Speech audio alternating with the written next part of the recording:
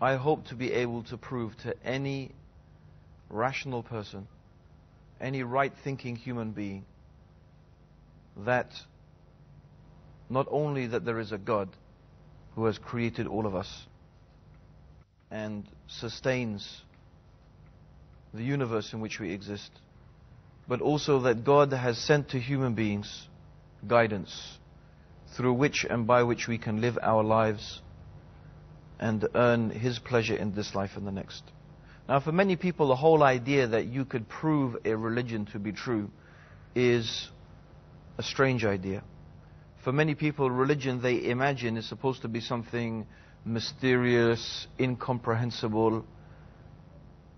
In fact, the whole idea of faith in the minds of some people is that faith is supposed to be something that you believe without any proof. But Muslims don't hold that point of view. Rather, for us, faith is something that is established upon evidence, upon understanding, with insight. In the same way, for example, that a scientist has a theory, and that theory is supposed to be supported by evidence through observation of reality. So by observing reality, by observing the world, by observing various phenomena, the scientist comes to a conclusion based upon that observation. Now, before we start our conversation, I have to lay down a few fundamental points. Some issues that we all have to agree on. If we don't agree on these issues, you can turn off the TV now, because there's not going to be any point in this discussion if we don't agree on a few basic fundamentals. So the first basic fundamental that we have to agree on is this: that the world in which we live and this universe in which we live is real. It is real. It's really there. It's not like in the film The Matrix, is that everybody in their mind, it's a computer-generated image in their mind, and maybe reality is not reality anymore. I mean, okay, it's possible that that could be true, but what does it benefit us thinking like that? No, we have to accept that the world in which we live is real. I am real, you are real, the sun is real, the trees are real, the air is real, and this is a real world. And the way we understand our world and the way we understand ourselves is by observation and by using our minds. This is the way that we understand reality. This is the way that we make sense of our everyday lives. We use our minds, we think, we reason. And all human beings have something in common. There is something in common that makes us all human beings. There are certain physical features we have, but there are also certain mental features and ways of perceiving reality that we share. That's common to our humanity. So one of these things is what we call common sense. We can call it common sense, or the ability to reason. And there are certain things that we all agree upon. And no two human beings would differ, except that if that person differed about this, we'd say, that guy's crazy, that guy's mad. He doesn't, his brain isn't working properly. So one of the things we all, for example, let's take an example. One of the things that we all agree about is this: that the part of something is less than the whole of a thing. Part of something is less than the whole of the thing. We all agree with that? I'm sure we all agree with that. That's something every single human being everywhere is not going to argue about it. Okay. Another thing that all human beings can agree about, to give another example of something that we can all agree about, is that we don't find something coming from nothing. We don't find that. Human beings understand that where we see things working according to laws, working according to patterns, we see things constructed, we know that thing has come from somewhere. How did this universe come into existence? Where did we come from? What is the origin of all of this universe? If we can think about this and we can understand this and we can reason this, then we will find, step by step, we will come to an amazing, inevitable conclusion. So let's look at our universe. Let's look at the world in which we live. Let's look at ourselves.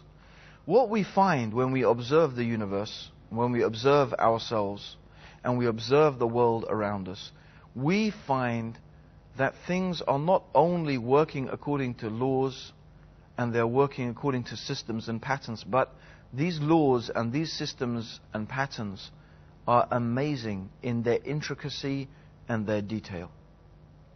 And there are so many examples of this that are evident. Imagine instead of the earth rotating on its axis once every 24 hours, imagine instead that the earth was rotating very, very slowly.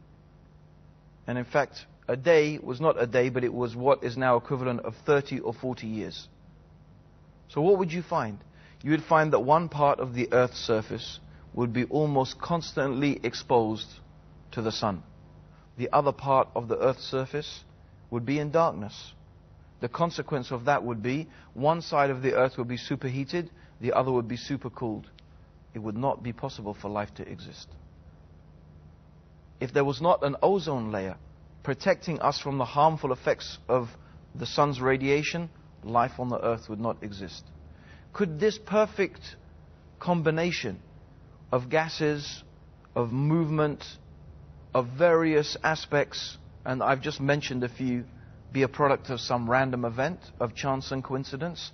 Let us, in order to understand this, go back and use what we decided already we're going to use. Let's use our process of reason. Let's use our common human experience. Is there anything in our human experience that tells us that you get such order, such fine and precise order from some random event? No. Our universal human experience tells us that where we see something working according to orders, working according to patterns, someone or something has ordered it. Someone or something made it work according to those laws and work according to those patterns. That's why, for example, an archaeologist could go and dig in the desert and find a simple piece of pottery. Just a simple piece of pottery. Yet this archaeologist will be able to tell us so many things about the civilization that made that piece of pottery without ever seeing them. He didn't see them make the pottery. He didn't see their houses. He didn't see their buildings. But this man digs in the dirt. He finds this piece of pottery, and he will tell us so many things about this civilization. Their state of technology, their transportation system, their level of intellectual capacity. Because he can examine the pottery, he can tell us at what temperature the ovens must have been at in order to bake the clay, to get it at this certain texture. And therefore from that he can deduce so many things.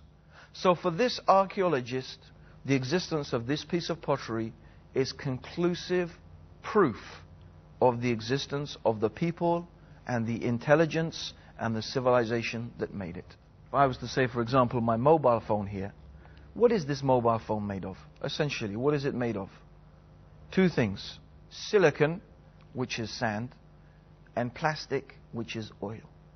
So here we have silicon and plastic, and a bit of leather as the cover of it. So two things, silicon and plastic. Now, in what place in the world is there lots of sand and lots of oil? Well, for example, Saudi Arabia. There's lots of sand and lots of oil in Saudi Arabia. What if I told you I was walking along one day in the desert in Saudi Arabia, and here I found this mobile phone, a product of complete chance and coincidence, random events. The oil spewed, the sun shined, the sun shone, lightning struck, and after millions and millions of years of all these geological changes and the heat and the cold and the pressure and the wind blowing, this mobile phone came into existence through mere random processes. And say this is ridiculous.